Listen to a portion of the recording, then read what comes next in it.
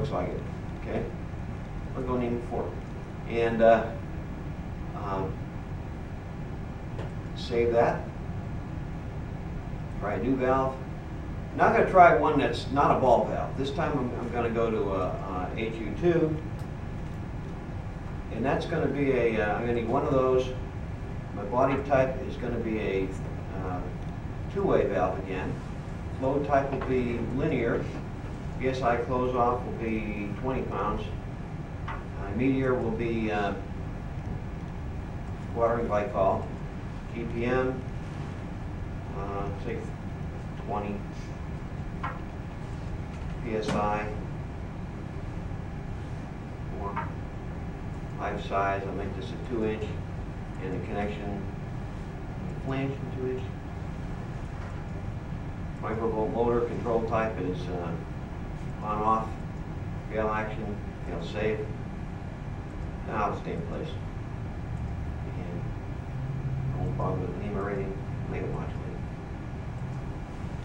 And I'm going to grab a,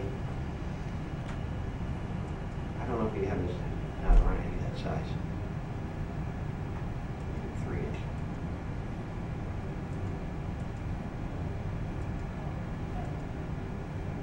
Here's a little trick. You go to a, here's one here.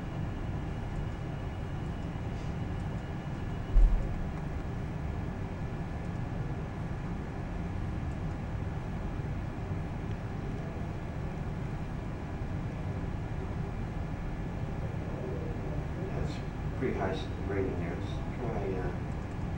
Let's try pressure, pressure.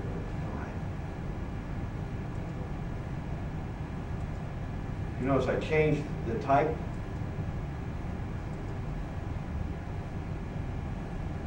It's still not finding any because my valves are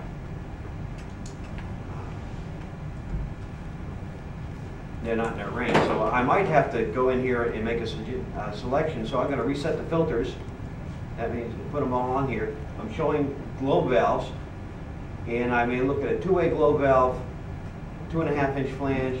Close off at 77 pounds, and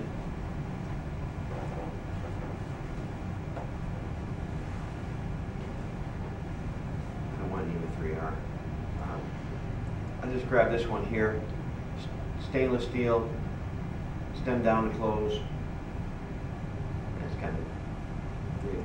I've got this one, and I'm going to add this to my list. It puts it in here. I'm going to save that. Now, when I'm done picking the valves I want, and I can go through threaded globe valves, reset the filters. The filters are the things that narrow down your selection.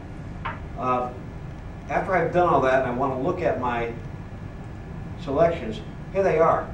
Item number 1, 2. Now I picked 2 valves, and yet I got 3 items.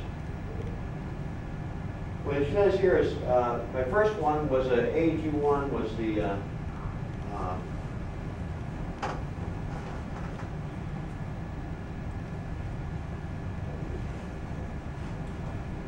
man, long list, here we go. That is the ball valve. Now the ball valve comes, the valve and the actuator is in assembly. So that's one item. But on the flange valve, the VGF 21, the actuator is a separate piece. So it listed as number 2 and 2.1. I'm sorry, 2.1, 2.2. So these are all the second item. They go here. Now if I had a tag on here, it would have said, you know, HU2, for both of them. Because once the actuator sits on top of the valve.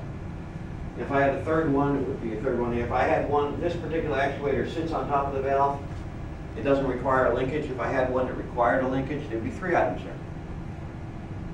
And when you're done with this whole thing, you put some lists together.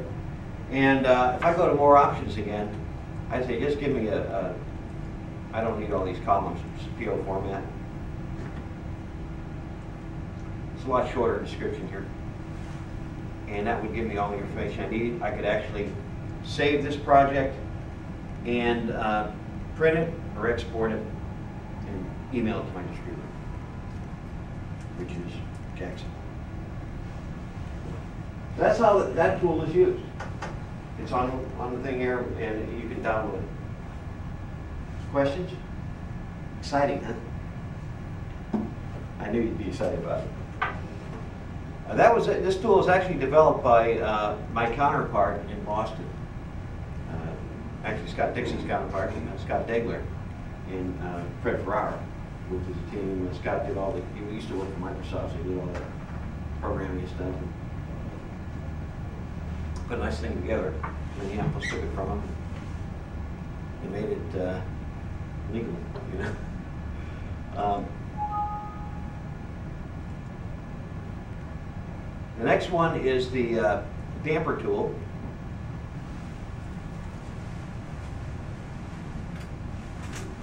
By the way, it did show pricing in there, list price.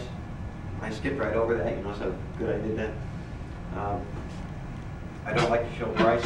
Work with me, and the distributors can ask me pricing. But if you need a price, talk to your distributor. And this one here just sold to name, account number, and so on. This is for your use.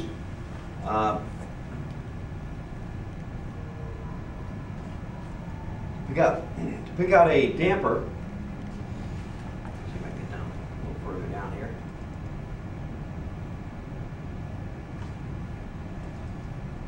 Hide that stuff. Here we go. You can tag the damper with a name. It's just a description of where it's going. The damper model, we have the D1, D2, and D3 models. And I believe the D1 would be the best one. That has the blade type either opposed or parallel. Whereas the actuator mounted is mounted on the left, on the right, or internal to the damper. Material, galvanized steel, or that 304 stainless steel. And if you're grabbing something that has a price adder, I believe it will show. So it doesn't have an adder for that one.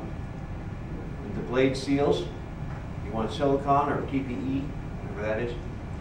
And when you're done, we didn't put size on here. Here we go. So what do I want for width? Let's say 32, and height 48. Here's the base price,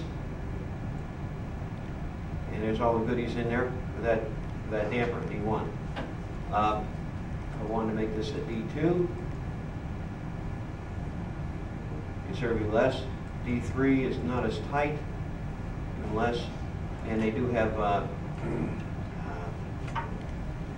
they could make custom ones too. Also, put the quantity in there.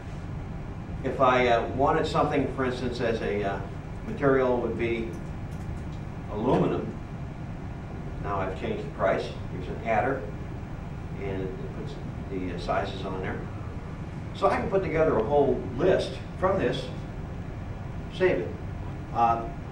That is a standard model, so give me, I think, a standard model number here. No, it's in custom. So the model number is D3 custom.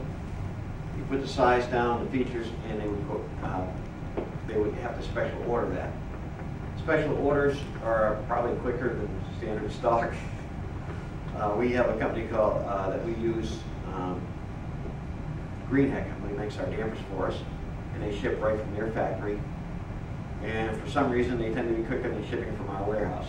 So they'll put together a damper. If you need it in a day, they can ship it out, you know, the next day. There'll be a premium for that. So, you know, if you have a damper that costs you $100, it's an extra $20 if you need it today. Or the normal time, I believe the normal shipping is like 5 days. So that tool's on your list. Any questions on that tool? It's pretty simple. It's just a standard actuator.